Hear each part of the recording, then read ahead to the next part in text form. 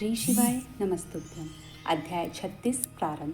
ब्रह्मा जी कहते हैं, नारद, उस समय देवताओं के साथ शिवगणों का घोर युद्ध आरंभ हो गया।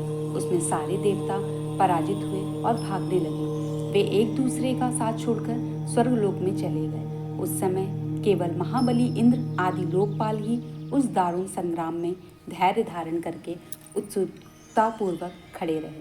तदंतर इंद्र आदि सब देवता मिलकर उस सम्रांगण में बृहस्पति जी को विनीत भाव से नमस्कार करके पूछने लगे। लोकपाल बोले, गुरुदेव बृहस्पति, तात, महाप्राज्ञ, दयानिधि, शीघ्र बताइए, हम जानना चाहते हैं कि हमारा विजय कैसे होगी।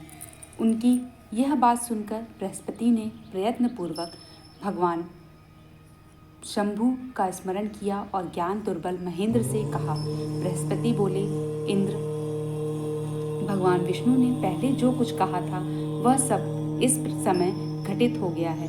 मैं उसी को स्पष्ट कर रहा हूँ। सावधान होकर सुनो। समस्त कर्मों का फल देने वाला जो कोई ईश्वर है वह कर्ता का ही आश्रय लेता है। कर्म करने वाले को ही उस कर्म का फल देता है। जो कर्म करता ही नहीं उसको फल देने में वह समर्थ नहीं है। अतः जो ईश्वर को जानकर उसका आश्रय लेकर सत्कर्म करता है उसी को उस कर्म का फल मिलता है, ईश्वर द्रोही को नहीं। न मंत्र, न औषधियाँ, न समस्त अभिचारिक कर्म, न लौकिक पुरुष, न कर्म, न वेद, न पूर्व और न उत्तर मीमांसा तथा न नाना वेदों से युक्त अन्य न्याय शास्त्र ही ईश्वर को जानने में समर्थ होते हैं। ऐसा प्राचीन विद्वानों को कथन है। अनंतशरण भक्तों को छोड़कर दूसरे लोग संपूर्ण वेदों का महाश्रुति का कथन है। अवश्य भगवान शिव के अनुग्रह से ही सर्वथा शांत, निर्विकार एवं उत्तर दृष्टि से सदाशिव के तत्व का साक्षात्कार हो सकता है। सुरेश्वर, क्या कर्तव्य है और क्या अकर्तव्य, इसका विवेचन करना अभिष्ट होने पर मैं जो इसमें सिद्धि का उत्तम अंश है उसी का प्रतिपादन करूँगा। तुम अपने हित के लिए उसे ध्यान देकर सुनो। इंद्र, तुम लोकपालों के साथ आज नादान बनकर दक्ष यज्ञ में आ गए। बताओ तो यहाँ क्या पराक्रम करोगे। भगवान रुद्र जिनके सहायक हैं, ऐसे ये परम क्रोधी रुद्रगण इस यज्ञ में विघ्न डालने के लिए आए हैं और अपना काम पूरा करेंगे, इसमें संशय नहीं है। मैं सत्य सत्य कहता हूँ कि इस यज्ञ के विघ्न का निवारण करने के लिए वस्तुतः तुमसे किसी के पास भी सर्वथा कोई उपाय नहीं है।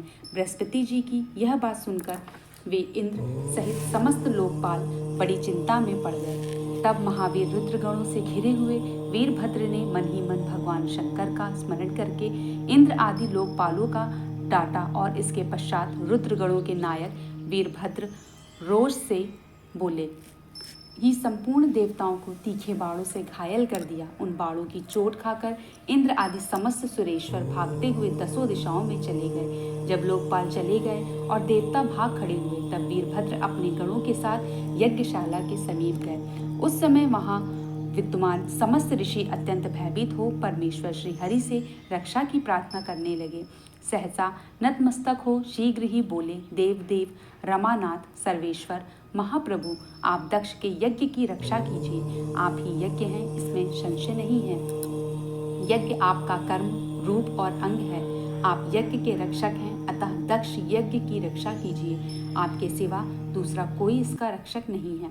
ब्रह्मा जी कहते हैं, नारद, ऋषियों का यह वचन सुनकर मेरे सहित भगवान विष्णु वीरभद्र के साथ युद्ध करने की इच्छा से चले। श्रीहरि को युद्ध के लिए उद्यत देख शत्रुमर्दन वीरभद्र, जो वीर प्रमद गणों से घिरे हुए थे, कड़े शब्दों में भगवान विष्णु को डांटने लगे।